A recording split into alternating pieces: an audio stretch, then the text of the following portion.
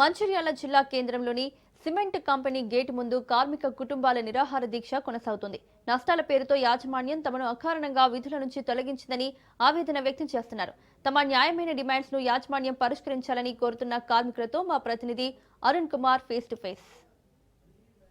కార్మికుల సమస్యలు పరిష్కరించడంతో పాటు అకారణంగా విధుల నుంచి తొలగించినటువంటి కార్మికులకు నష్టపరిహారం చెల్లించాలంటూ కూడా గత వారం రోజుల నుంచి కూడా ఎంసీసీ ప్రధాన గేటు ముందు కూడా కార్మిక కుటుంబాలు అయితే నిరాహార దీక్ష చేపట్టినాయి. ఈ నిరాహార దీక్షకు సంబంధించి కూడా మన దగ్గర కొంతమంది కార్మిక కుటుంబాలు నిజంగా వాళ్ళు పడుతున్న ఇబ్బందులు ఏంది, యజమాన్యాన్ని ఏమి డిమాండ్ చేస్తున్న విషయాలు తెలుసుకునేటువంటి ప్రయత్నం చేద్దాం. చెప్పండి బ్రదర్, ఏంది ప్రధానంగా ఎందుకు మీరు ఆందోళన చేస్తున్నారు, ఏంది అసలు ప్రధాన సమస్య? అమలు 2020లో కంపెనీ నుంచి యాజమాన్యం వారు రిట్రెచ్మెంట్ అనే యాక్ట్ ద్వారా తొలగించడం జరిగింది.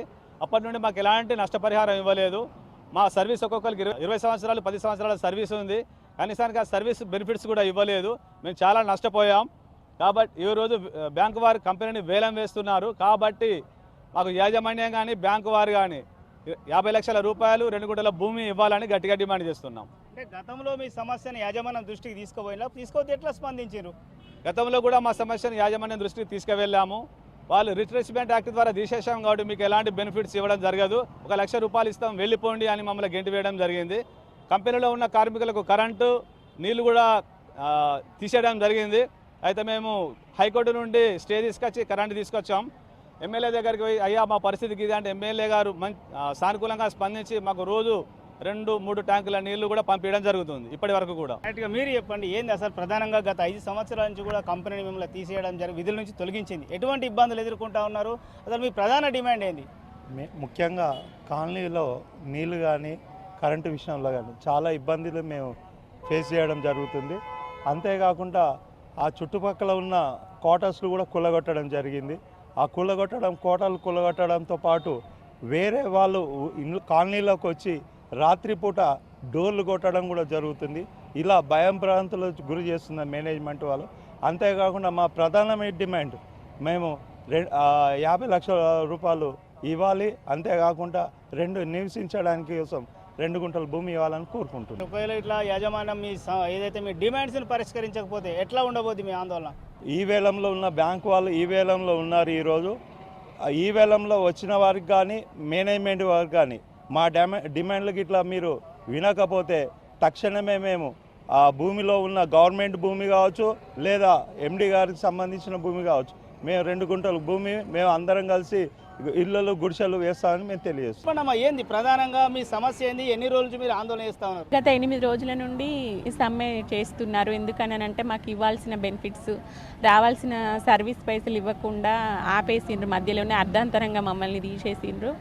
నడుస్తున్న కంపెనీని మూసేసి వాళ్ళ బెనిఫిట్స్ కోసము అమ్ముకుంటున్నారు కంపెనీని. అందుకనని మా డిమాండ్ ఏంటంటే మాకు వచ్చే సర్వీస్ పైసలు ఇవ్వకుండా ఆపేసిండ్రు కాబట్టి ఆ డబ్బులు ఇవ్వాలని డిమాండ్ చేస్తున్నాం. గత 8 రోజులుగా ఈ సమ్మె చేస్తున్నారు. ఎటువంటి ఇబ్బంది గత 5 సంవత్సరాలు చాలా ఏదైతే మిమ్మల్ని మీ కార్మికులను విధుల నుంచి తొలగించిన ఎటువంటి ఇబ్బందులు ఎదుర్కొన్నారు, అసలు ఎట్లా ఉంది మీ పరిస్థితి? ఎట్లా పూట గడవడం కష్టంగా ఉందా, ఏంది అసలు? అర్ధంతరంగా తీసేస్తే ఎట్లా ఉంటది? బయట ఎవరు తీసుకోరు.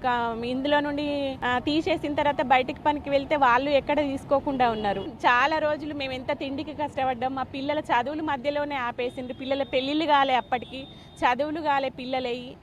అన్ని పిల్లల చదువులు అయితే పెళ్ళిళ్ళు అయితే అనుకున్నాం. ఈ కంపెనీలో ఉండి అన్ని మేము బాగుపడతాం అనుకున్నాం. అర్ధాంతరంగా అసలు నడిచే కంపెనీని, మంచి బెనిఫిట్స్ తోటి నడిచే కంపెనీని మూసేసి మమ్మల్ని అందులో ఉండి కరెంటు తీసేసిండ్రు. మధ్యలో నీళ్ళు ఇచ్చిండ్రు, ఏసీసీ నీళ్లు ప్రొవైడ్ చేసింది, అన్ని విధాల పైపు లైన్లు వేసి వీళ్ళు చేసింది ఏం లేదు. ఖాళీ కంపెనీ నడపడానికి కూడా వీళ్ళకి ఇంత ఇబ్బంది అయి బంద్ చేసి మమ్మల్ని నానా బాధలకు 5 సంవత్సరాల నుండి మేము ఏం తింటాన్నామో ఎట్లనో ఏమో, బయట చేసుకునే వాళ్ళు ఏదో పని చేసుకునే వాళ్ళు చేసుకునే వాళ్ళు చేసుకుంటలేరు. ఎంత కష్టం అవుతుంది అని అంటే అంత ఇబ్బంది అవుతుంది. సరే మా సర్వీస్ పైసలైనా ఇవ్వండి అని అంటే దానికి కూడా స్పందిస్తలేదు ఈ యాజమాన్యం. పెరగడం వల్ల వాళ్ళకి టౌన్షిప్ పెట్టాలి అన్న కలిగింది.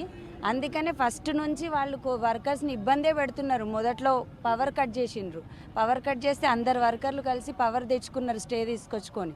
తర్వాత వాటర్ కట్ చేసిండ్రు. ప్రతి అడుగులా మేనేజ్మెంట్ వర్కర్లకు నష్టమే చేస్తుంది. కానీ వాళ్ళు లాభాలు ఇచ్చిన కంపెనీ ఏసీసీలో కన్నా ఎక్కువ ప్రొడక్షన్ వచ్చింది స్టార్టింగ్లో. మరి ఎక్కడ పోయింది ఆ లాభాలన్నీ? ఎక్కడ పోయినాయి?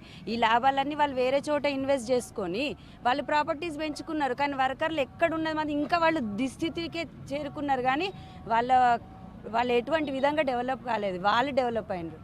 అందుకని మేము కోరుకునేది ఏంటంటే ఈ రోజు ఎట్టి పరిస్థితుల్లో ఆక్షన్ ఆపాలి అన్న ఆపి మా డిమాండ్స్ని పూర్తి చేయాలని స్టేట్ గవర్నమెంట్స్ కానీ సెంట్రల్ గవర్నమెంట్స్ కానీ ఈవెన్ దో బ్యాంక్స్ని కూడా మేము రిక్వెస్ట్ చేస్తున్నాం. కానీ మా ఈ 50 మంది వర్కర్లకు న్యాయం చేయాలి. కుటుంబాలు గడవడమే కష్టంగా మారిందంటూ కూడా ఆవేదన వ్యక్తం చేస్తాం. ఇప్పటికైనా కూడా తమకు రావాల్సినటువంటి ఏదైతే 50 లక్షల పరిహారంతో పాటు 2 గుంటల భూమిని కూడా యాజమాన్యం అందించాలి. ముఖ్యంగా కూడా ప్రభుత్వం కూడా జోక్యం చేసుకొని తమకు న్యాయం చేయాలని అయితే ఇటు కార్మిక కుటుంబాలు అయితే డిమాండ్ చేస్తున్నటువంటి పరిస్థితి. కెమెరా పర్సన్ శ్రీనివాస్తో అరుణ్ కుమార్, రాజ్ న్యూస్, మంచిర్యాల జిల్లా.